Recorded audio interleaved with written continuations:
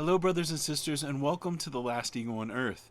My name is James Scott Shoemaker, and I want to welcome you to the joining Zoom call that we have every Friday. It's hosted by myself, James Scott Shoemaker, and my co-host Stephen Gable. We had a wonderful call. I'm a little backlogged with the editing on this, so this is from 9/4/2020. I've just been really busy lately. I've been working on a book. I've been doing my videos, posts, speaking to people throughout the week. So I just got a little backlogged, but I am catching up. So I hope you enjoy this. If you do enjoy it or you have any questions at all, feel free to leave comments down below.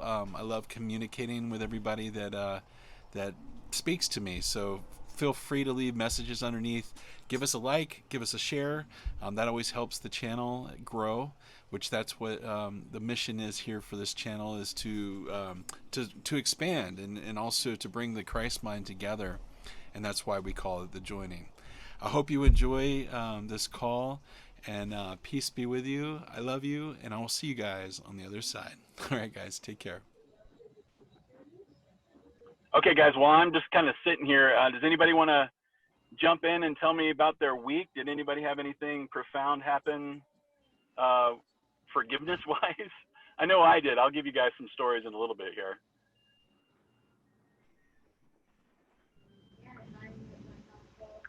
I have had a lot of forgiveness opportunities and experiences lately. And this last week has been really, really hard, but I feel like I I'm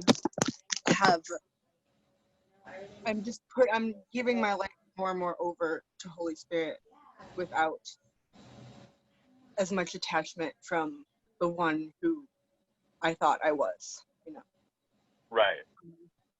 And that has been incredible, and there's so many miracles. I can't even list them right now, but just so many miracles and such huge, tremendous. I mean, I know there's no size or whatever comparison, but it's just amazing. I just feel so thankful. Right. And I guess I wanna pass on the message that no matter how bad you think your life has gotten, or how low you feel, there's always opportunity for a miracle. Absolutely. And I know that's the general point of this entire call and everything, but I would just want to put voice to that again, because I'm your brother sharing with you the faith that's been restored in me, and just want to share that. That's so good. Thank you so much, Sarah. Yeah. After all this time that I've been doing the course, it comes all the time. It's always need that reminder, and it's such a wonderful thing to have that backup. I was speaking to one of our brothers this week, and he was having a little bit of hard time with it, and I had a little bit over this week, or this past weekend, this past Sunday, where that the sneaky ego jumps in and tries to grab you back into the world, and you just remember they're standing there. That's what I always picture, is like Jesus and Holy Spirit are kind of like waiting on the sidelines, just saying, "Hey, tag me in, give it to us." And then as soon as you do, you watch it, like you said, the miracles just takes it away, and then right behind that hurt or that pain or whatever the fear was, there's the calm, and you see that it's not bad at all. And you start kind of laughing at it. You're like, oh my God, I can't believe I was that caught up in that illusion. Yeah, totally. And that's, like I said, the last call, it brings you the trust. And that's what Holy Spirit and Jesus wants us to do, is to gain that trust, gain that momentum, where we're just on that train all the time. We're always giving it over, and finding that peace and uncovering what we truly are, and start walking home. And I on Sunday, it was pretty amazing, because it was like one of those nightly, I'm sure you guys have had the same thing. In the middle of the night, you're just being attacked. You know, you wake up and you're still having these kind of strange dreams, and you're just like, oh, this just does not feel good. I woke up in the morning and I was asking the Holy Spirit to handing everything over. And one of our sisters put a video up about faith and doubt. And doubt had been coming up in my mind, you know, just as being a teacher, you know, now, or student teacher / teacher, my doubt was coming in and like, oh my gosh, am I even work? You know, is this really me doing all this stuff? And, you know, am I making this up? Am I misleading people? You know, those doubts were starting to come into my mind. And that video came on, you know, this video, you can find it in my group. Her name's Corrine. I can't remember her last name, but the video is wonderful about letting go and having faith, you know, the faith that Holy Spirit and Jesus has your back, and then, you know, letting go of the doubt. And letting go of the doubt in my mind after I watched that video, you know, I spent a good 2 hours really meditating on it, and even throughout that day, but really big time 2 hours sitting there, just Holy Spirit, take this away, take this away. And then Spirit was showing me all the beautiful things that since I've started the Last Ego, 4 or 5 months ago, how many mighty companions have come forth, you know, even today looking, I see all these new faces and I just like, I already know you guys, you know, I know you guys, like in my heart. And it's just so beautiful to, I mean, how can I doubt this? You know what I mean? And that's what Spirit was showing me, is that you don't have any reason to doubt. We are all one. We are the Christ mind, and there's nothing to worry about. We got your back. Like we said, we're on the sidelines waiting for you to tag us in. Just stop focusing on that little dot on the wall and look around you, and we're everywhere. You know, we are everything. You're just focusing on this little tiny dot on the wall, and it's got you distracted. And we've been looking at that little tiny dot on the wall for thousands and thousands of years, maybe millions of years. I'm not sure, you know, but every now and then we kind of look over and we're like, that looks familiar, you know, we're like kind of looking over. But they're like, hey, trust us, and what's, you know, come with us and we'll show you what you really are, and you'll start to remember. It's like we'll get out of the dementia that we have. So yeah, I went off on that one. But that was good. That was good. Oh, thanks, Edmund. Appreciate it. All right, guys. So real quick, I'm going to get us on ball. I'm really glad Julie's here now, because I was fiddling with trying to do this on the phone, but I'm glad I learned that because I've never done it before. But so we are on chapter 6, the lessons of love, and this is number 5 on page 103, the lessons of the Holy Spirit. So I think it's kind of funny. Before we started, Spirit told me to open up to that right there. So this is kind of going on the theme that we needed to talk about. So here we go, guys. So the lessons of the Holy Spirit. Like any good teacher, the Holy Spirit knows more than you do now, but teaches only to make you equal with him. You had already taught yourself wrongly, having believed what was not true. You did not believe in your own perfection. Would God teach you that you had made a split mind when he knows your mind only as whole? What God does know is that his communication channels are not open to him, so that he cannot impart his joy and know that his children are wholly joyous. Giving his joy is an ongoing process, not in time, but in eternity. God's extending outward, though not his completeness, is blocked when the sonship does not communicate with him as one. So he thought, my children sleep and must be awakened. How can you wake children in a more kindly way than by a gentle voice that will not frighten them, but will merely remind them that the night is over and the light has come? You do not inform them that their nightmares that frighten them so badly are not real, because children believe in magic. You merely reassure them that they are safe now. Then you train them to recognize the difference between sleeping and waking, so they will understand they need not be afraid of dreams. And so when the bad dreams come, they will themselves call on the light to dispel them. A wise teacher teaches through approach, not avoidance. He does not emphasize what you must avoid to escape from harm, but what you need to learn to have joy. Consider the fear and confusion a child would experience if he were told, do not do this, it will hurt you and make you unsafe. But if you do that instead, you will escape from harm and be safe, and then you will not be afraid. It is surely better to use only 3 words, do only that. The simple statement is perfectly clear, easily understood, and easily remembered.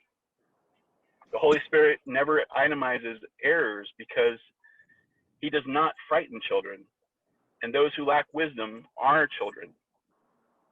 Yet he always answers their call, and his dependently makes him more certain. Children do confuse fantasy and reality, and they are frightened because they do not recognize the difference. The Holy Spirit makes always the call to awaken. Whatever you have,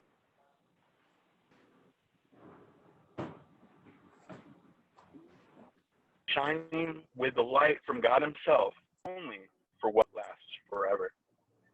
Wow, that's a really good one. I haven't read that one in a while, but it's just such a wonderful reminder of what we were talking about. It's Holy Spirit is always there, does not make your dreams true, is just there waiting for us to look over at them and hand them over, you know, whatever it might be. We just hand any of our nightmares over to him, the pain, the suffering, the separated thoughts, the doubts, you know, and hand them over, and they'll shine them away. They'll put the light on it with you, and then we join minds, and then we go out and do that for the rest of the Christ mind. But I was speaking to one of our brothers about that very thing. It clicked for me, really understood it probably about 3 years ago, about what the atonement was. That when we join, then we're a part of the solution to the dream.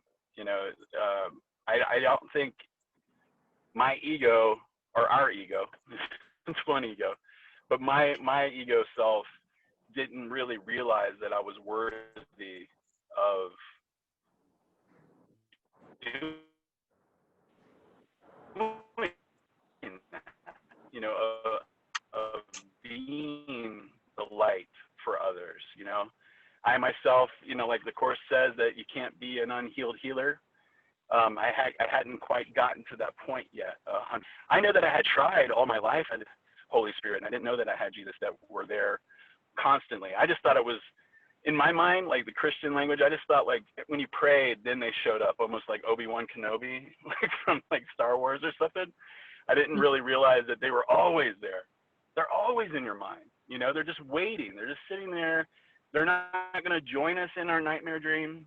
You know, if we're like yelling and screaming, they're going to be there on the sidelines, but they're not going to join in with that. But they will be there to let it go. They will be there to take it away from us when we're willing to say, I don't want this anymore. And when I understood that, and then, oh my God, I can become a part of the solution.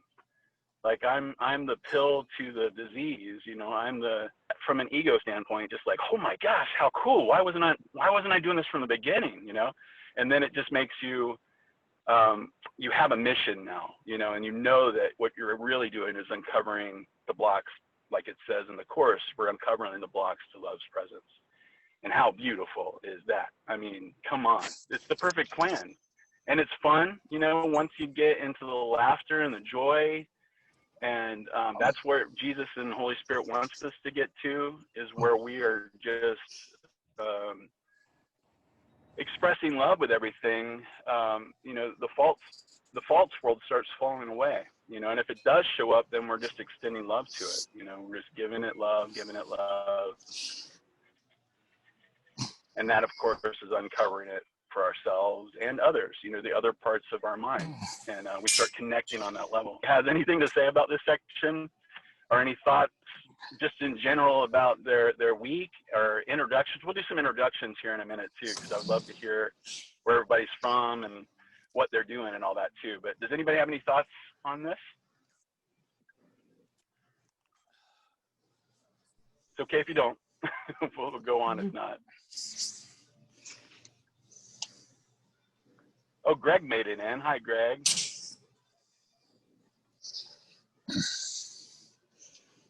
Okay. Hi. Oh, I was just, hi, I'm Carol. hi, Carol. Hi, excuse me. I was just going to say I really like the simplicity of the do only that and not have the explanations. Mm-hmm. Do only that, and that was in paragraph 3, line 4. Do only, yes. Yeah, do only that. That's a really There's a good one. simplicity, and With an explanation point. And in simplicity, there's truth. Mm-hmm. It's very simple. That's the thing. Our egos want to make it so doggone hard. It makes it's just so simple. Just hand it over. And we escape all of the harm and pain and separation thoughts when we do that. Yeah, it's beautiful. I love the explanation point. I mean, Jesus, it makes me laugh sometimes in the Course how blunt he is, many times in the Course he's saying, you're insane, and it really, to me, it is humorous in a way, I don't know if he wrote it that way, but for me, it makes me laugh. I have a very buddy type of humor when I'm speaking to Jesus in my mind, and he's your best friend, and he brings you back to laughter and joy about it. I mean, they say in the Course, when we get out of this dream, we're going to be laughing about the whole thing. It's going to be very humorous, just that we were that wrapped up into the stream, and it's hard to see right now. It's hard to see that in the middle of what's going on for a lot of people. And there are a lot of fears about the world and what state it's in. But that's, like I've been talking to a lot of people, that's on purpose, because the Holy Spirit has dominion over the ego script, the things that are coming and boiling to the surface that we don't like are actually, it's our redemption, it's our salvation if we're willing to let it go. It's like, oh man, it's getting really heated out here, and it's like, okay, I'm ready for this. I'm ready to let this go, and that's the attitude that Holy Spirit and Jesus wants us to start getting into over the, I'm afraid, I'm like, just the simplicity of letting it go. And I know for a lot of the new Course students, it's tough sometimes because they ask, well, I think I did let it go, but then it shows up again, and they're like, well, I did let it go. And then they kind of give up, they're like, hey, wait a minute, why, I thought I gave it away and it's still here. And then I'm like, they said that this is huge, we're working on some ancient stuff here, I mean, my fear was more biblical stuff that was coming up, that maybe I was being misled or, you know what I mean, that I'm on the wrong track. And that's just totally ludicrous and totally ridiculous because of how much peace I have found through the Course, so it's going to attack you from whatever angle that it thinks it can get you. And it's all false, it's all our fear, and we're still trying to hide from God, and we don't need to anymore because we never needed to in the first place, So it's very simplistic. And we get to that state where we're like, okay, there's love, and then there's fear, and one's false. So just go with love, and we'll find that peace. And we'll do just that, right? Or what does it say again? Do only that. Do only that. Only that. And it's simple. Do only that. James, Yeah, and could I what's add that? something? Yeah, I absolutely. wanted to add. I talked a lot. Oh, that's okay. What did I want to add? It just flew out of my mind. So before I do that, I want to say hello to my Binghamton, New York area people, because there are 4 of us here. And Yeah. I'm noticing that you gave us a Yeah. home, James. Yeah. Yay. Carol, Edmund, Mary, and I used to meet in person, and now And we're there'll be meeting two, here and with there'll you. be Oh, two wow. more coming. And there'll Oh be my two more coming in the next 2 weeks. Whoa. So we appreciate you. Nice, man. I love all you guys. Yeah. Appreciate you, I just- Julie. I Wow. wouldn't have been on here. Thank you. But I remember Well, what I wanted it's always to like say. Christmas when I come to. Oh, okay. I'm gonna be quiet. You don't know who you're gonna get. What I Right. wanted to say was, oh my gosh, memory's so weird for me. Like this whole week is so weird for me. I don't know what's going to be happening till the second it happens, and so I'm adjusting to that. I'm sure you can relate to that. But the part about we forgot to laugh, or we're all going to laugh about this, it can be so hard when we're in fear to remember that. But it's also getting easier, because as you look out at the landscape of the world and you remember that you're making this up with your very own thought, that it's your illusion, you're making it up, and you see how ridiculous it looks, then you do start to laugh. When you look at all the players on the stage and you look at how ridiculous they can seem and how extreme they can seem and how they can trigger you when their being is your very own being, then it does get very funny. So I'm finding it easier to laugh too. That was it. Yeah, totally. It does. It gets easier and easier to just kind of laugh about it. In the seriousness of our conversation I was having with one of our brothers, we just started cracking up. Once we got past some of the say dark parts of what we were explaining, and then we just started kind of laughing and having a lot of fun with the whole course aspect. It's like, I know that the light and heartedness is one of our ways out of the dream, out of the nightmare. And that's like, if you have something creative that you do, I know that for me as being an artist, that was one of the ways that I started trusting Holy Spirit, was through my artwork.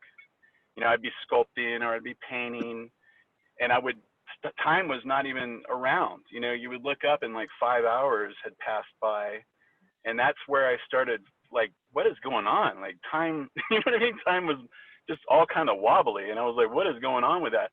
And I had felt that all through my life, but I didn't realize that I was joining in sort of a meditation with God at that point. And that was why when the course came around and I started doing the course, that same feeling that I did when I was doing art was the same feeling. So that was how Holy Spirit was speaking through me and my passions and my desires to like wake me up, per se. And that was from joy. Every time I'm in that creative zone, or even listen to music, or just playing, playing with my kids, swimming, whatever it might be, something of joy, you're in a whole nother zone. You're not in the nightmare dream. At least I'm not. I guess those scenarios could become nightmarish for people, but for me, it's always been such a peaceful, loving, creative, world, and coming from a place of love, and that's what true creation is. And those things can be expressions of love. If I painted you a painting that, like, I was coming from and gave you a painting, that would be an expression of love, our natural state, And I know it's still in the dream, and it's still a symbol of a symbol, but it is a symbol of love, and we're bringing that here. And I think that's what Jesus did with the course, I mean, it's still a symbol, but it's an expression of love, to wake us up back to reality, All right, I'm going to be quiet now again. I'm going to let somebody speak. Edmund, I would love to hear where you're at. Like, you've been teaching. I've heard a little bit about you, but I can already feel it. I would love to hear a little bit about you, buddy, and where the course came from you. I always love those stories. If you're up for talking. Sure. Well, I've been studying it for quite a number of years, probably about 20 years now. So, wow. Yeah, it's always been one of the things that I found that when I first discovered it, I said, "Oh, this is good," and I've stuck with it. Even though I've dabbled in other things too, but that's always been there. And I liked what you said about, you know, the idea of us forgetting to laugh, or as Julie had mentioned that, right? It's forgetting to laugh because we take the dream to be real, right? When we take the dream to be real, we see it as problematic and serious and all of those things. But you touched on the solution really, really profoundly there. It's really about coming back to the joy. And really in every moment, as much as we can, you know, to do the things that are joyful to us. It keeps us in a state where everything else will be supported by all of the power of creation, all of the power of God.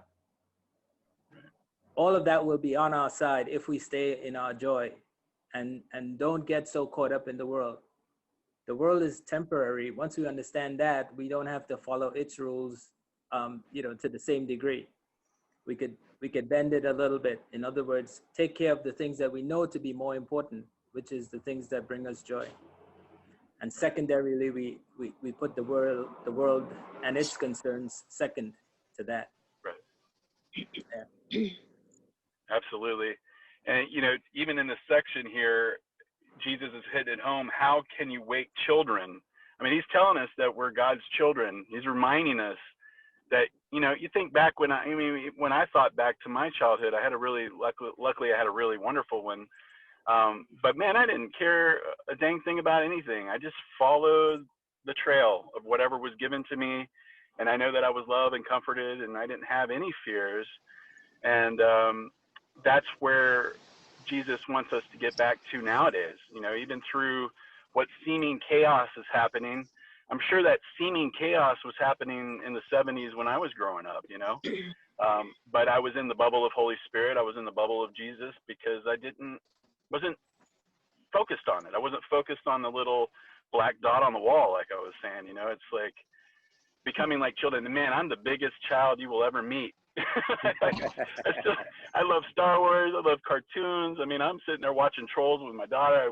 You know, I love what children do, and I am one inside still, and I don't think I ever lost that. Well, let's take that back. I did in my 30s. That's where I found super fear. I don't know where it came in. It just went like a thunderstorm. This hurricane attacked me for, I don't know, it was a good 7 years, I think, that I really was in tremendous fear. But now I look at it as like the coal becoming the diamond. You know what I mean? It was just like crushing me to like wake me back up. And now I don't look on it as anything bad. You know, it was hey, wake up. You're getting a little too attached to all these things. You know, you need to let it go. You know, and of course some of that was the ego script, but Holy Spirit was using that to wake me up at the exact same time. And now I can look back at those revelations. And that's that trust again. You know, those moments that I can say, man, God did that, is going to stay in my mind to remind me of all the other ones. So now I'm like, hey, man, you know, this other thing that's coming to me, no problem. You know what I mean? There's no problem with this thing that's coming to me right now, you know. I can let that go just like all the other ones. And behind it will be this beautiful, joyous, creative zone that we're talking about, of the now. You know, we were talking about that, I think, the last time, about being in the now and seeing how perfect everything is in the now. You know, there is no frightful thoughts in the now. I mean, the second before might be, but in the now moment, you know, we're letting it go. And we're not worried about anything from the past or anything from the future in that moment, you know. All right, guys, I'm going to digress again and see if anybody else has anything to say. Any introductions? Let's see, we got, let me say if your name right, Theresa, is that correct? Or Trista? I can't, pardon my glasses. Teresa, or here in Mexico, people call me Teresa. Teresa, oh, I like that. So how long have you been doing the course, Teresa? I believe 2012 is when I had my awakening, so 8 years. 8 years. Awesome. So has anything profound happened now that you are doing the course? Have you seen a big change in your life? Obviously, sitting there in Absolutely. Mexico. Yeah, absolutely. It's been a beautiful journey. And yeah, like Edmund, I mean, I've studied other things, but most all of them have been of Jesus, you know, A Way of Mastery, A Course of Love, and Christ Letters. I mean, I'm just Jesus, like you said, James. He's my buddy, you know, and Yeah. he's my teacher. He's my brother. He's my very close friend. So it's all good. It's all the same truth. I just needed each one at a different stage in my life. But of course, in Miracles has been my foundation, and that's where I'm standing right now. That's awesome. That's very similar to me too. I've read all those books, and I continue to. You know, I continue to, but I do know my core inspiration from Holy Spirit is to teach the course. That was, you know, when it was handed to me, I was like, oh, like I know that this is what I'm supposed to do. Yeah. Doesn't mean I haven't put it down. Like I've said before, it's not like I haven't put it down. I burned it. You know, I've done all kinds of things with it. But I'm not gonna do that anymore. At least I don't think so. Yeah, it's so profound, and it's such a beautiful unlocking, you know, the holographic aspect of it. And when you apply it, when you're applying it out in the world, you see the effects. And that's what's so amazing. Not that you don't with the other ones. I'm just saying I've seen it happen for myself, and it's beautiful. I mean, the only thing that is unfortunate if you're not speaking to, you know, you're doing all this unlocking in your mind, and you'll see a projection that might be hurting. I know now that I can't go, hey, you should hear about the Course of Miracles, because like it's going to be a big no most of the time. You know, it's really funny how the ego doesn't necessarily want you to be teaching this out, you know, just to any random person on the street. But that's okay, you know, in their time. That's the one thing I've learned, is that everyone will get home through Holy Spirit in the way that they're going to be spoken to. But at the beginning, man, I just wanted to be like, hey, everybody, check this out. This is the truth. And just blank face, you know, it's just a big, giant stop sign. But yeah, it's such a beautiful... James, I think the most effective way that we teach is really by our example. It's not so much about what we say, but it's about how we carry ourselves, you know, what we focus on, how much joy is really in our lives. Things like that people pay much more attention to than the words coming out of our mouth most of the time. Absolutely. And you're absolutely, you hit the nail on the head. That's what I had to learn early on. Like, you know, town crier doesn't work. This is all an internal thing. And then when you get into the book, that's what it's explaining, of course. So this is, you know, you got to clean your house. You know, we got to wash the inside of your kingdom, right? And then that unhealed healer becomes healed. And then you just do what's guided, you know.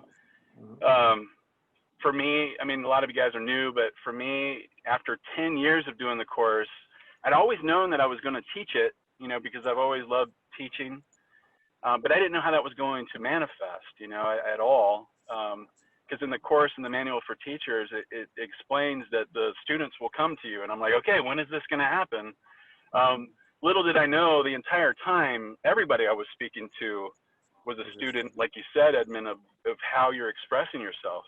So I was doing the internal work, and I've been working for the last 7 years with people with disabilities, and that was my classroom. Holy moly, it's just such a blessing. I mean, I've worked with every type of mental disability, which I don't even see it as that anymore. But to forgive all of that it was actually stemming from me, and like all of the separated thoughts you might have about any of that stuff just kept falling away more and more, that I gave it over to Holy Spirit and to Jesus. And wow, I came out on the other end, and after that 7-year period. And when the COVID thing hit, I kept having these visions of being pushed off a cliff, like, okay, it's time. And I really didn't know what that meant at first, but it's talking about teaching, you know. And my biggest fear was to come forth and tell everybody that I'm doing the Course of Miracles. Because I had been attacked so much in my past, I was afraid to come forth. So that was a lesson for me on my own, you know, and still knowing that I'm a student, of course. But when I created the Last Ego on Earth, put my first video out, it was like this huge chunk of the iceberg inside of my fear fell out, you know, because I was like, okay, here we go, and we're gonna, you know, and I was waiting for like pitchforks and like torches to come after me, and nothing like that has happened at all over the past 5 months. But when I first started 10 years ago, it was a mob, you know, it felt like that at least, but I was being attacked from all angles about my thought system, you know, like, no, what, are you crazy? This isn't, you know.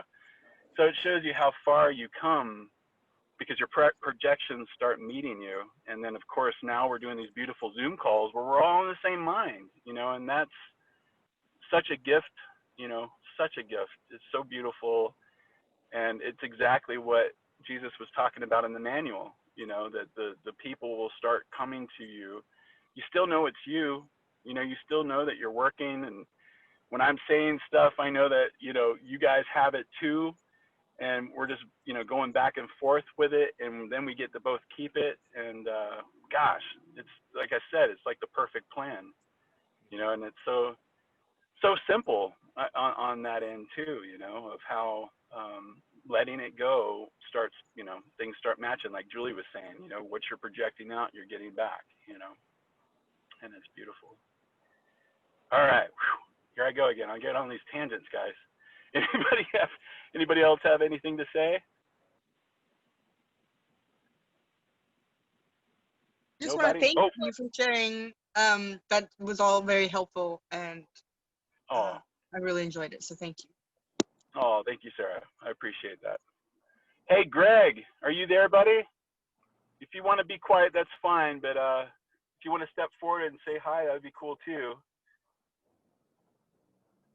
Oh, here he comes.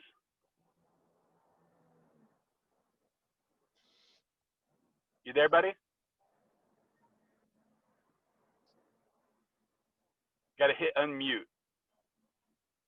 Maybe, oh, went back to mute. All right. Okay. If not, when you're ready, buddy, you can come forward or not. If you want to just listen, that's fine too. All right. Anybody else have any type of like forgiveness lessons or anything that they worked on this week? And then if you don't, I'll go over mine if you want.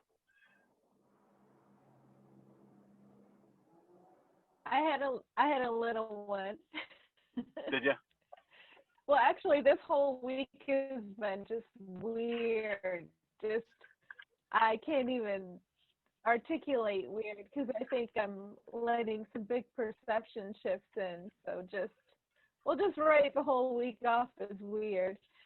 But when I was driving back today, James, and I was supposed to be here, you know, before 2 to help you start the meeting, and I help my dad because my sister works the night shift, and so during the day I help him get his lunch and take him for a walk, and I was running late and I had 2 5-year-olds with me. Wave your hand if my connection's bad. I just got a message. Is that okay? We can still hear you. It's a little off, but it's okay. We can hear you. I'll continue. I think I have a big lag. Okay. A little so laggy, I have the 5-year-olds with me. Okay. Okay. And one of them has a tiny elephant toy, and I look in the rear view, and she's holding it out the window. And Ego starts telling me a story. She is going to drop the toy. She is going to cry. You're going to have to pull over on this road with no shoulder. You're going to have to try to find the toy. And I could, you know, I knew it was Ego's story. And I wanted to say to my daughter, bring that toy back in. You're going to drop it, and I don't want you to drop it. And I could hear, though, that it was not a good idea. And so instead, I just breathed and remembered about forgiveness and remembered that I shouldn't try to micromanage everything. And I still had this idea. I should get home. I should be there in time for the meeting. I have to run this. I have to make sure nothing goes wrong. And instead I just, focus and like breathe. It's just a tiny elephant toy. Everybody's fine. And nobody dropped the toy. We were good. That's a beautiful scenario. I know it well because I have a 6-year-old and she holds things out the window all the time. We do the same thing. We do the exact same thing. But absolutely, that's such a wonderful expression of even to those little things, and it seems can be really big in the moment. After the fact of those kind of things, we can go, wow, that was so small compared to say, what else, like say the COVID thing that's going on or something like that, but they're the same upset. And that's what's so funny. It's like the elephant can be just as like a tornado in your mind, it could destroy you just as easily. Yeah, Greg said what we thought was happening. I just missed what he said. It's so funny how these like little chats can pop up. But yeah, Greg, I saw you, but I couldn't read the whole thing. But yeah, it's just those upsets just come in all those kind of lessons, and that was such beauty. And Julie, I kind of felt that you might be feeling that way, but I was like, no, I'm going to tackle this. I'm going to, I'm letting it go. And I was on my phone. I mean, some of these guys were here already, and I was like kind of letting them in. I had never done it from my phone, but I was like, okay, it's going to be okay, And then your ego thoughts come in, like, I've never met Edmund. He might be going like, this guy doesn't have it together or whatever. And I was like, no, Edmund, look at his face. I know that he's totally cool. He doesn't care. He's got spirit too. He's got the Christ mind. So, it's that viper inside your mind that tries to get you to like, I don't know, fall apart in the moments. And it's like, no. Jesus and Holy Spirit are right here, like I said, on the sidelines. And all I got to do is say, Spirit, take those thoughts away and everything's going to be all right. No one really knows what's going to be said next because we're allowing Holy Spirit to talk, right? So it doesn't really matter what I think I need to be saying. I mean, half the time I look at these Zoom calls, I'm like, dang, who's that guy? Like, what is he saying? Like when I turn off, I'm back in the world and, I'm waiting in line at the, Safeway or something getting food. I'm not like always talking like this, but man, with Spirit, when you allow Spirit and Holy Spirit, let Holy Spirit and Jesus into your mind, whew, you can talk. That's for sure, and it's just like, wow, this is amazing. It's like you're broadcasting, you're like a radio, and it brings me joy. I'm like the observer inside myself going, wow, this stuff's really cool, and it's such an adventure. And then it brings the joy back in, and that's, like I said, so important. And then, of course, the most important thing is the joining. That's why we called it this, is that here we are, guys. We're spending an hour and a half with people I've never really actually met, in the dream, but, on the deeper level, of course we have, but I can feel it at that deeper level. I can feel that connection and the love, and I can see it in your faces now, I've said this before, but sometimes I'll speak to people for like a few sentences that I've just met them on the group or something like that. And it's like, man, there they are. And then I'll see you on these calls and I'm like, of course, that's exactly what I picture, And of course we're creating all that too, like Julie said, and what a wake up, right? Such a wonderful, beautiful wake up, the big wake up. In the midst of chaos, I guess. And it doesn't have to be chaos, but we can look on the chaos and say that it's not real, and that's what's so cool, and it's easy to get wrapped up into it, especially when you have 2 teenagers at home and a 6-year-old, and now you are the classroom for Zoom calls. Yeah, that's a lot of forgiveness. I've got some kids there at home, and I'm now the teacher. Me and my wife, of course. It's not just me. It's actually mainly her. But, there's some good forgiveness lessons mixed up in that. And like I said, now it's such an embrace. I'm going to embrace this, ask for Holy Spirit and Jesus' guidance, be more aware of what my projections, of course, are my kids, but be more aware of what my mind needs in those moments when I'm teaching from a place of love, like, okay, guys, we got to get this work done. And, it's just funny, like, the ego can slip into those moments when you're speaking to someone. And so you got to really listen to what Holy Spirit wants you to say. Sometimes for me, during these Zoom calls, if they're like kind of fussing and upset, we're just like, hey, let's let them do it later. That probably sounds horrible, but it's like, I'm not going to force somebody into something I want them to do, because I don't want that for myself, so let's give them a few minutes, let's give them an hour, and then they can come back. I mean, there's, you're the rule maker now, the work needs to be done, but not like you're going to sit here and you're going to do all this and then I know that I don't want to be taught that way. So it is a blessing to have some of this stuff that's come. I mean, it's all a blessing, but it's nice to have it coming up and being able to use it for classroom. Use the ego script as your classroom to be let go, express the love, and watch it.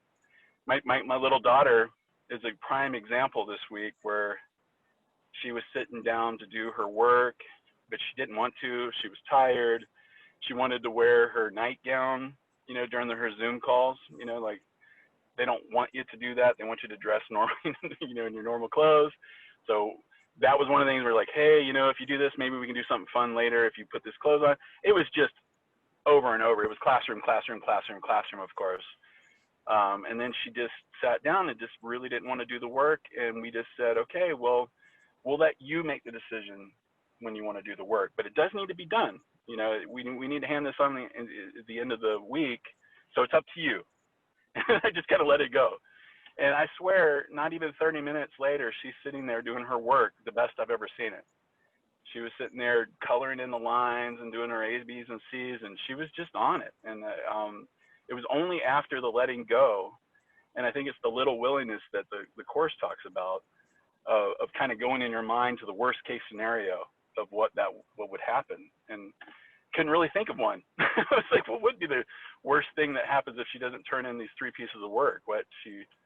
I don't know. So I just kind of let it go. And before I know it, she's on the same track. And it really was like a breeze. And then she's like, Daddy, take a look, and it was beautiful. And we pinned it up on the refrigerator, and it wasn't even a thing anymore, So it's always about applying and applying the Course to everything.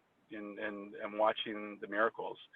And we've said this before, and I know most of you guys already know this, but sometimes it doesn't show you the scenario of forgiveness, Many times when I speak to, certain people in my life, that scenario does not show up. There's not a beautiful forgiveness call at the end of the call that I had.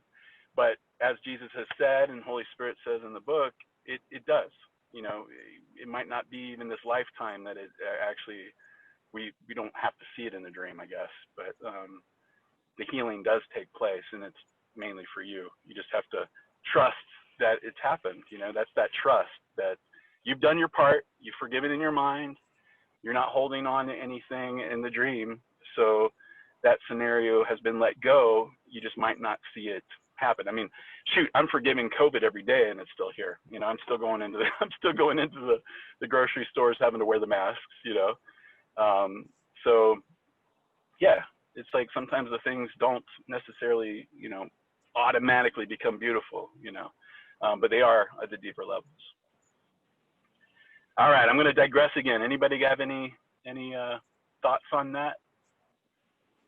Yeah, I wanted to add to what Julie was saying, and for that whole experience, the thing that that I guess saved her from making it into a stressful situation was the fact that she trusted. Mm-hmm. So that's the thing that we want to do a lot in any situation that comes up that seems to be problematic, is really to remember that it's really not a problem unless we make it a problem. So trust that it'll something will come up, something will figure out, something will happen that will allow it to resolve. But we have to be trusting that everything's okay. Yeah, absolutely. That trust is so important to let go the ego. That's the number one. Like, I could barely say Jesus or God when I first picked up the course, or Father, or all those biblical terms that were in the course, because I didn't have the trust yet. I didn't understand. I'd heard, in church and things like that, and I was seeking for spiritual guidance. I just didn't really understand that there was that wonderful love outside of the dream that you can contact at any point. Like I said, it just seemed so like, if I pray just right, then I might or might not get what I want or let go. It was very like, I don't understand how this works. So that's the simplicity of the course, is like what we were saying earlier about the I'm already off the page. I think it was do something. I can't remember what it is right now, but yeah, the letting go of our egoic thoughts and allowing the trust. Absolutely, Edmund. Totally. Trust is the foundation which all the characteristics of the teachers of God is built on. And that is right, Greg. Greg said he's going to be able to talk here in just a little bit. I'm interested in talking to Greg, saying hi to him. All right, guys. Anybody else have anything to say? I'm going to give the. I wanted to frame how I've been experiencing things as far as like who's doing it and who's in charge. It really seems like the voice that would rush me along isn't mine, and I'm so used to it being mine. So today when I was walking with my dad, there's like the walker and his feet are scuffing, and there's the dog and the 2 5-year-olds and the clouds and the sun, and this is what the dream looks like, and the sun's shining, and we are so slow. We are wandering so slowly, and the dog is like lying down and getting up and rolling in the grass. And then the ego's like, you have somewhere to be at 2 o'clock. You have to get yourself there. You. And it's just like, I don't know about that. The bodies do make it into the van. The van does make it back to the other building called home, and the body ends up on the call. But the sense of me I have now is not very capable, according to the ego's definition of capable. But it's willing, so I think that's enough.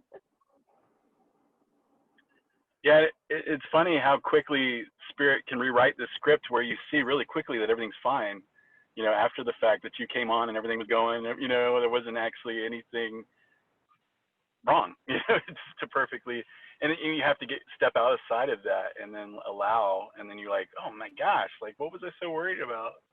But yeah, well, totally. Julie's my hero. Because about 3 months ago, when I was really steeped in ego and licking my wounds and kind of crazed being home alone, and my world had kind of dropped out a little bit, and I wasn't busy, and I thought I was going to go nuts home alone, I had said to Julie, along with several other people, Carol is one also. Carol reads to me and gets me involved in a lot of groups, but when I first had mentioned it to Julie, she went out of her way, and she still more or less goes on Meetup and finds me new things to do, and is constantly sending me texts and emails and this and that about all kinds of things to do. Now I have so much to do. My life is so rich, and I am so back in spirit and so out of ego. It's amazing. And these angels just come into your life as you ask to see spirit. Angels come and give you what you need. And several of my angels are in this group today. So hats off to all of them. And I love them, all 3 of them, so much. That's so good. That makes me feel so good inside.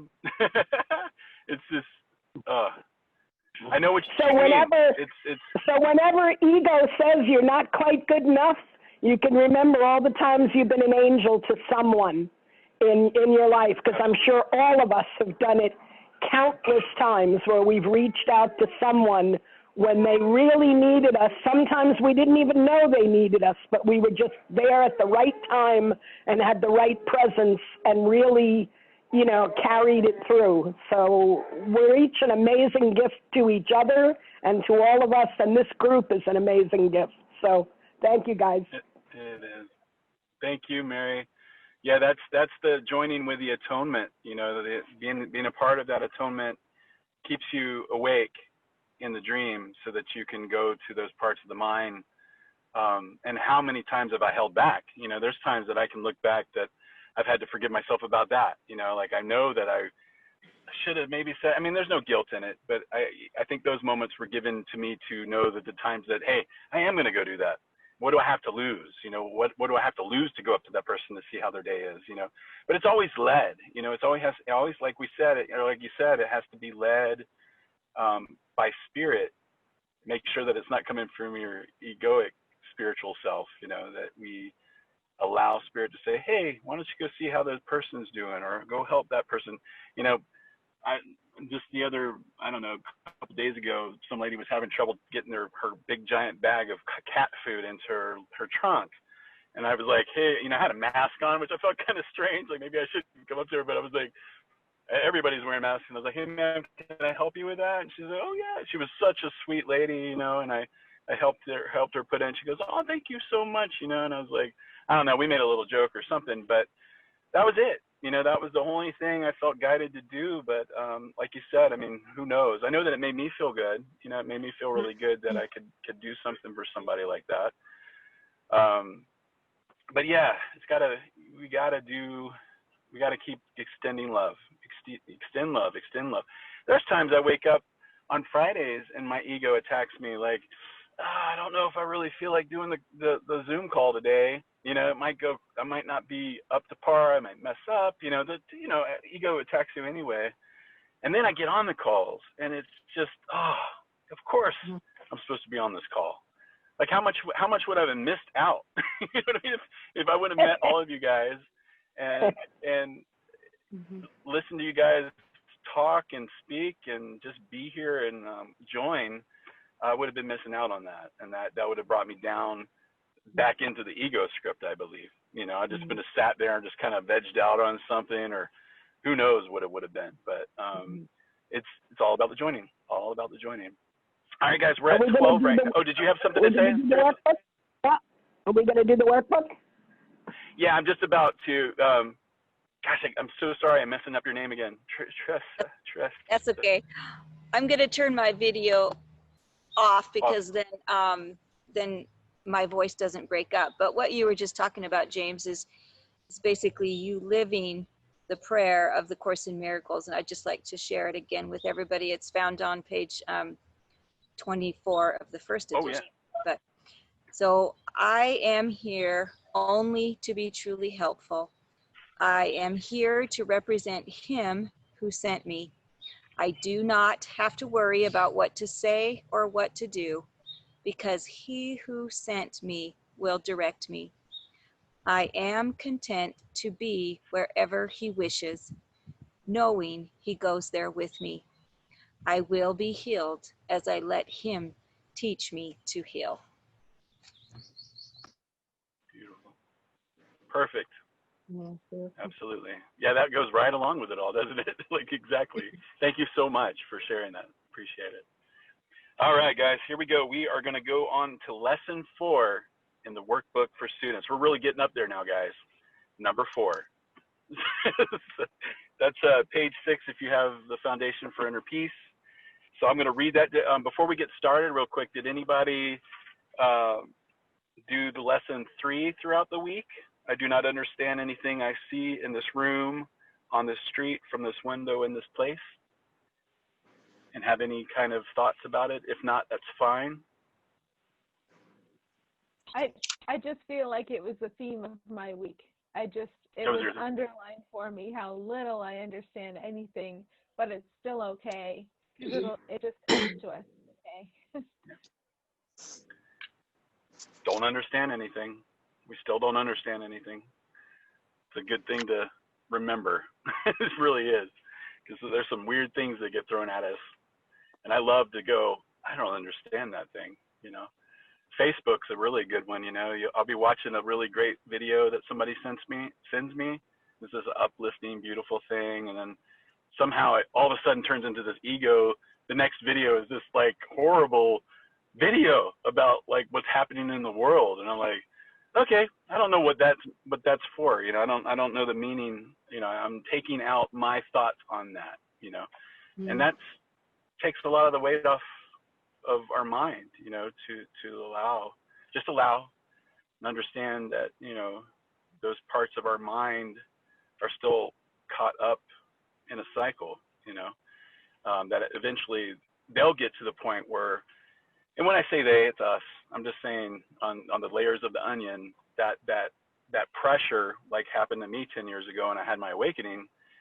Someone's going to, in the middle of, say, a protest or whatever they're in the middle of, is going to say, there's got to be a better way. And they're going to turn away from the little dot on the wall to Jesus and Holy Spirit.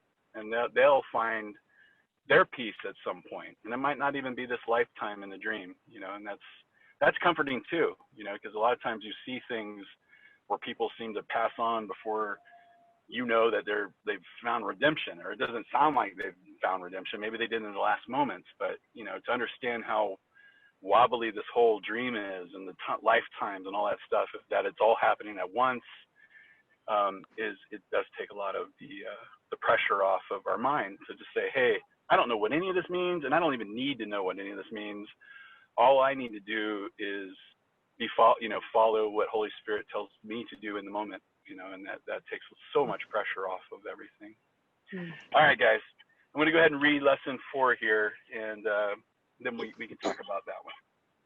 All right, so page 6, workbook for students, lesson 4. These thoughts do not mean anything. They are like the things I see in the room, on this street, from this window, in this place.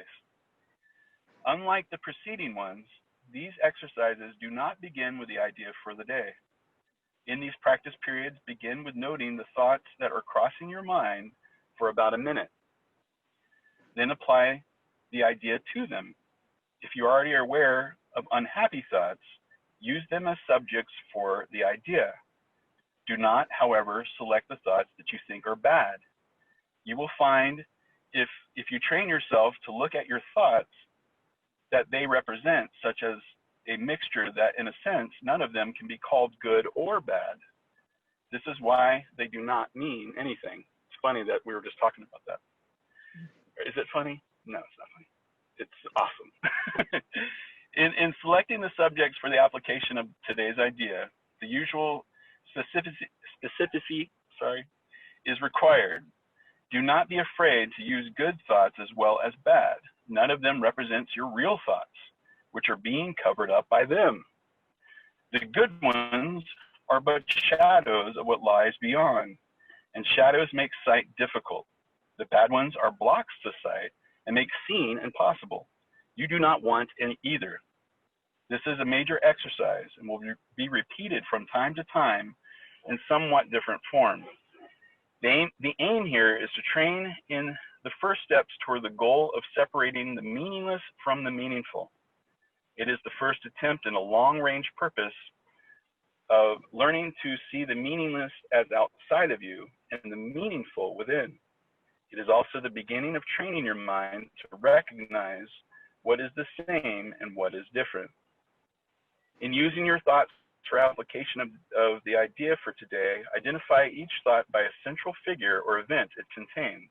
For example, this thought about blank does not mean anything. It is like the things I see in this room, on this street, and so on. You can also use the idea for a particular thought that you recognize as harmful.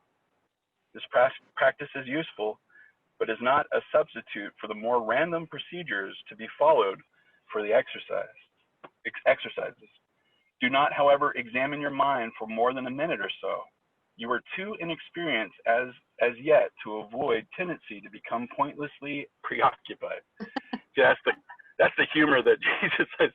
I start laughing sometimes at some of the stuff he says to us because it's true. It's like, how you guys are being silly. All right. Further, since these exercises are the first of their kind, you may find the suspension of judgment in connection with the thoughts particularly difficult. Do not repeat these exercises more than 3 or 4 times during the day. We will return to them later. All right. Lesson 4. And man, like I said, even reading that for the 20th time, I don't know, it hits you more and more, especially the whole conversation we were having is this very thing, and taking none of it means anything. The world, everything's within. Love is within. Great wake up, the great classroom, and that's a lot of peace that we don't have to really worry about it. We can take the meaning out of it all and just be guided through it, And like we talked about on the last couple Zoom calls about judgment, is taking the judgment out of things too. Is really what this is saying too, is taking the meaning, taking the judgments. Judgments are not up to us and can be let down, To this very day, I'm still judging, I catch myself, but I'll get caught up in a conversation of, yeah, that doesn't sound good, and like it said right here, the good and bad, we need to take ourselves even out of that, what's good, what's bad, and just allow the now, and allow what's not feeling right inside and what's feeling judgmental, and handing it over. Yeah, well, eventually that happens so fast that it's still probably happening, but what your focus is on how peaceful you feel and how joy-filled you feel, instead of whether something is good or bad, but the energy doesn't feel comfortable, and so you just change your focus to that right. which seems comfortable. I mean, right now, I've been in depth doing this thought processes to where for a while ego was painting the whole picture of how things were supposed to go in my life. And, I would create a whole story around it, or I would intellectualize about something and give that merit, of course, because it's wonderful to be an intellectual. And when I stopped doing that, at first ego's like, hey, you can't let go of intellect. That's your pride and joy. And it's like, no, yes, I can. And it's all good, because when I let go of intellect, I let go of a lot of the story, and I'm open to more of what's present and what's now, and I can just bask in that. And lo and behold, it's become really a part of my life and not as much struggle as it used to be, and it doesn't upset me like it used to. And now when I have people say, but you're intellectual, how can you talk about, not studying every, subtle nuance of the course? How can you just want to live it instead of wanting to take it apart? It's like, because the living it is really the goal of it, and the rest is the how-to manual. And once right. you've gotten a lot of that down and just taken that leap of faith, like I say to everybody, you don't have to understand every subtle nuance of the course to then start to do it. You can start to do it, and then it all falls into place and makes sense. It's just sort of a, do you wanna? Hey, do you wanna? You get into right. the book, and yeah, you wanna. And then you can't help it. It becomes so much more of a habit, just like our other way of thinking is a habit. This way of being becomes such a natural flow that you really feel so different when you get back into the old way, that you don't stay in it long. Mm-hmm. Yeah. Right. Yeah, if you just becomes habit, and that's what Jesus and the Holy Spirit wants it to become, is our our new way of looking at the world, you know, and you're not in the upside down insane world. You're now becoming sane by applying it every day, you know, all day long. Every day, just, okay, Holy Spirit, all right, Jesus, what do I do in this moment? What do I do in this moment? What do I do in this moment? What do I do? I was having kind of a fun talk with one of our brothers, like I was saying earlier this week, and you know, it's like Jesus and Holy Spirit are always just kind of, like we said, standing there or inside our mind waiting for us. And it's like, you know, here we are in the EO script, and you know, it's like, okay, you're watching that political thing on TV. Does that feel good or does that feel bad? And it's like, and you might be like, this feels bad. And it's like, do you want to let it go? And you're like, no, I don't really want to let it go. You keep it with you, you know. It's like, okay, I'm going to go do this. And like, are you ready to let that go? I was like, no, I don't want to let that go. You know, and you might, you know, for a whole lifetime, you could just be doing that. No, I'm going to let it go, not going to let it go, not going to let it go. And you find the world getting darker and darker and darker and darker. And then finally, you know, there they are. And you say, yes, yeah, I'm ready to let this go. And then you start going the reverse. You're going from insanity to sane.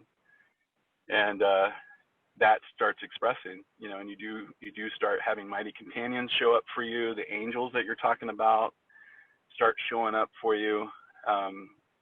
Those moments of walking into the darkness with the light, allowing the voice come through you, like what Julie was talking about. You know, in those moments, sometimes, you know, if you didn't understand that Jesus and Holy Spirit was there, you would feel very alone, you know. In those moments now, I don't feel alone at all. You know, it's like some of the stuff we've talked before, where it's kind of like we're walking around in a white room.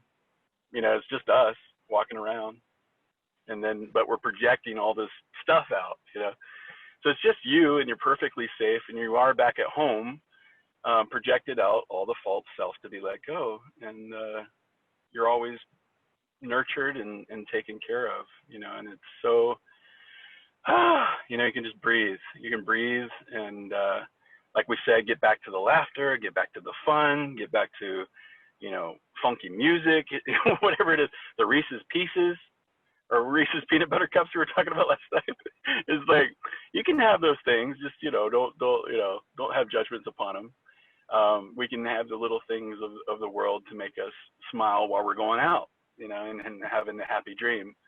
And you know, I've discussed a couple with people on messages, like, you know, they've asked me, like, what is the happy dream? And I'm like, you know, I feel like I'm already on it, you know. Is it going to get better? I think so, but I'm not gonna pretend in my mind that I know what that is. But I am ready for Christmas, you know. It's that moment of, I know something really amazing is going to happen, and I could feel it. And I think I've had some revelations, you know, of little sneak peaks. It's like almost a trailer to what's going to be happening. All I know is that it's going to be amazing. God knows our desires and loves us more than anything, and it's just going to be, I don't even know. I'm not going to pretend to know. I just know it's beautiful. I know that it's beautiful, peaceful, and loving beyond anything that we've ever felt, you know. All right, guys, any more thoughts on these thoughts do not mean anything before we're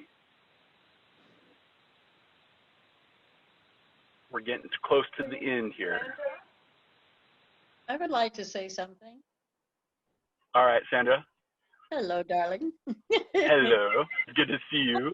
Absolutely so pleased with this group. I've been sitting back listening and taking notes and watching how you guys have all intertwined the application of the course in your everyday lives. The lesson that we are on pretty much describes how much we label of what we think is going on in our lives. And it's like the wisdom that you said, there is no good, there's no bad. We need to rise above that. But I am just so pleased with everything that I have just heard. It's wonderful. Thank you, every one of you. I have to ditto that. Totally ditto on that one. Yeah, I feel so blessed. Very blessed. Me too. Super blessed. I'm gonna ditto Mighty that companion. too. Because it's really, I feel the same. It's really, really wonderful. Yes. It is, and it every call that we have so different, you know. I'm in a really peaceful place in my mind this week after going through what I call refinements. And they used to be like earthquakes. I mean, like devastating refinements. These are like more of a maybe 6 hour, 7 hour. They used to be 4 or 5 hours. And they might come again. I don't know, but I'll be ready to embrace that if it does. But the refinements are getting the sickness out of our mind, very much like being physically sick, which is just a symbol of a symbol. But the mental one is the one we need to be paying the most attention to. You know, the ones that hurt in our mind that aren't even true, and you know that they're not true, but in some weird way we make it true in our mind. You know, it's like, oh no, that, you know, this guy's doing that, or, you know, I don't know, I'm just using different examples, but, you know, it could be a politician or a riot that you see on Facebook. I don't watch the news, but somehow it still seeps through social media at me, you know, and then I embrace that. I go, okay, I saw that weirdness, you know, I know that that's not the truth. I know that that is not, it just needs to be let go. I don't know what the meaning is of this, except that it feels discomfort. What I can't remember which one of you said about discomfort, but that's said in the Course that Jesus and Holy Spirit will allow the ego's discomfort to be our awakening. You know, it's just kind of like turning on an alarm inside us to pay attention that, hey, this doesn't feel really good. Do you want to keep that? You know, like I said, they're on the sideline. Do you want to keep this discomfort inside you? Yeah, I do. And it's like, okay, all right, we'll just wait. You know, they don't actually have any judgment, but they're just sitting there. And then finally the discomfort gets, you know, big enough to where you go, okay, I'm ready to let this go. And then it will come back again, possibly, but we're just chipping away at it. And they're also they don't want us to just, like, you know, give this entire weight of all the stuff that we believe at once, or it would just crush us, or we would run the other way. And I think that's what happened at the beginning. I think one of you guys will probably know what I'm talking about, but some of the earlier versions of the Course talks about how at first the angels came to try to help us out at the beginning of the separation, and they actually pulled back because they saw that we were actually running from the light. We were running from the angels. No, we already did bad. We're leaving, you know. So that's kind of like why they're on the sidelines now, just kind of hanging out. That's really, I guess, what you would call free will. But, you know, it's nice to know that the upside down discomfort is free will. Why do we want to keep that? If that's free will, you know, let's let it go. Let's let love take over. Let's just burn it in the fire, you know, burn that part of ourselves out, get refined like like gold, you know, refine out all the impurities, and then only the beautiful love, the beautiful gold that we are, will be left. And we then get to extend it. How cool is that? That was something I was talking to my brother about. Once we wake up to the fact of what we really are, and we become the healed, unhealed healer, like we've, you know, healed ourselves in our mind, then we are connected to that radio signal in our mind with Holy Spirit, and then we have our mission. All right, now it's time to really go to class and really start helping our brothers and sisters. And how cool is that? It's like we're superheroes. You know, we're like, I am the hero of the dream, and it feels so good, you know. And watching the change in people. You know, how many O's I've had over the last 5 months when I'm speaking to someone, they go, oh, I get it. It clicked.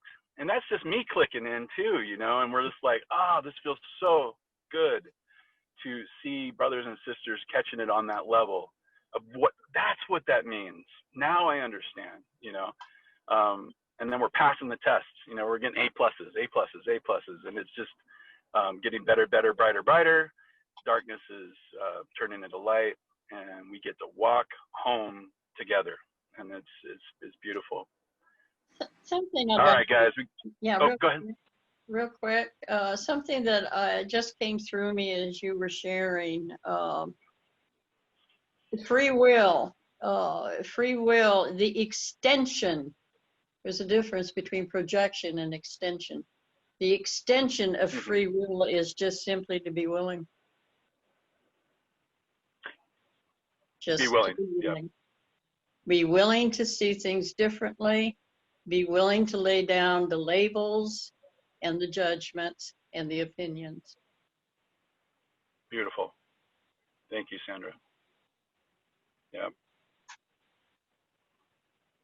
No, Yeah, thank free you. will You screwed to- that up in me. Yeah. Free will to be sane. That's the key too, you know. Willing. The willingness. Yeah. And God's beautiful grace and love for us, and to wake us up slowly, to giving us that, you know. And then not wanting any part of his son to have any type of nightmare is the beauty and the atonement, you know. Even though the dream was false, there were parts of the Christ mind that believed it was so. We don't want to see any of that part to be hurting, because love doesn't want to see any part of the Christ mind in pain. So that's why Jesus wrote the course in the first place. Let's collapse time faster so that no one is in pain at any point in the dream. And, you know, we get to undo it. It's like the children spilt milk, and it's like, here's a big giant mop, like mop this up, you know. And let's bring love into the dream faster to wake up yourselves and see that it's not so, you know. And whew, feels good. That's all I know. And I can only say that because I was in super pain, you know, and it's my own. I understand that it was my own creation, and letting it go has just been miracle after miracle after miracle. And no, I haven't been able to walk through walls yet, but I'm waiting. I can't wait for that day. It's gonna be cool. And fly. I could fly over to Edmond. We go get some coffee somewhere with our masks on. It'd be awesome. We're actually superheroes at that point. Hey guys, okay, it is 12:30. I'm gonna call this one. But thank you guys so much for being a part of this and joining at this level of love. I can't wait to see. I hope you guys all can show up on the next one.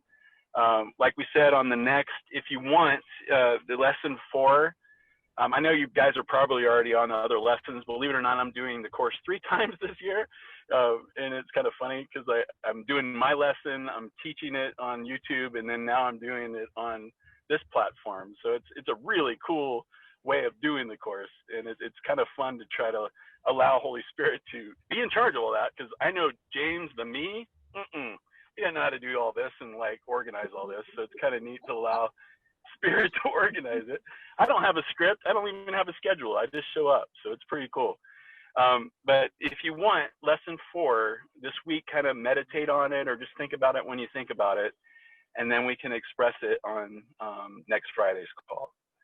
So thank you guys so much for being here. I love each and every one of you.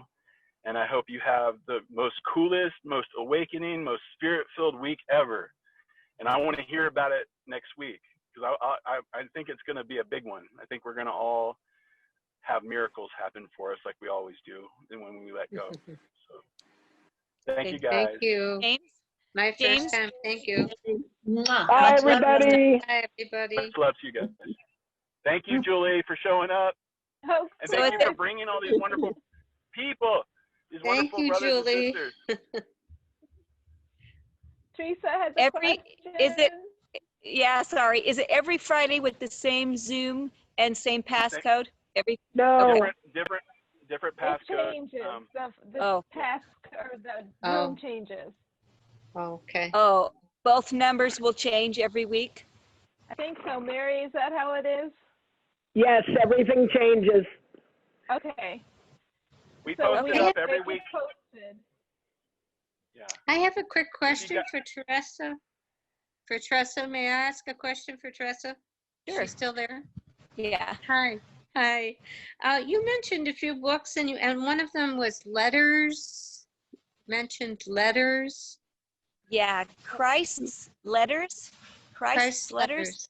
Yeah, they're 9 letters. You can get them on the internet for free, but there's also a published book that says Christ Returns to speak his truth. So that's a book. I don't know off the top of my head, and I don't have it near me who the publisher is, but they are free online as well. And So you just look up Christ Letters? Christ Letters, yes. Okay. Thank you. Yeah, You're welcome. I think I'm going to be going to Amazon also. I'm probably going to pick that up. And the book again was Christ Returns. Christ Returns to Speak His Truth, or something like that. Yeah. Something. Okay. Yeah. Thank you. Okay. Thanks, everybody. Next week I can come with the exact book in front of me to show you. Sorry. Okay, great. Thank you guys so much. Bye. Bye, everybody. Bye, guys. Bye. Good to see you all.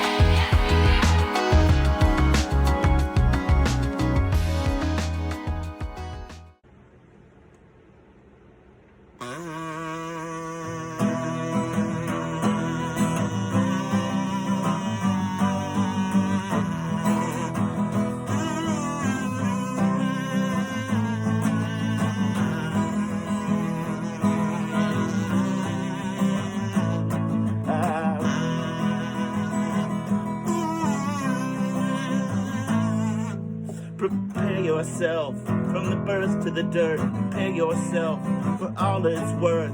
Prepare yourself from the birth to the dirt. Prepare yourself, the last ego on earth. Prepare yourself from the dirt to the birth. Prepare yourself from the birth to the dirt. The last ego on earth.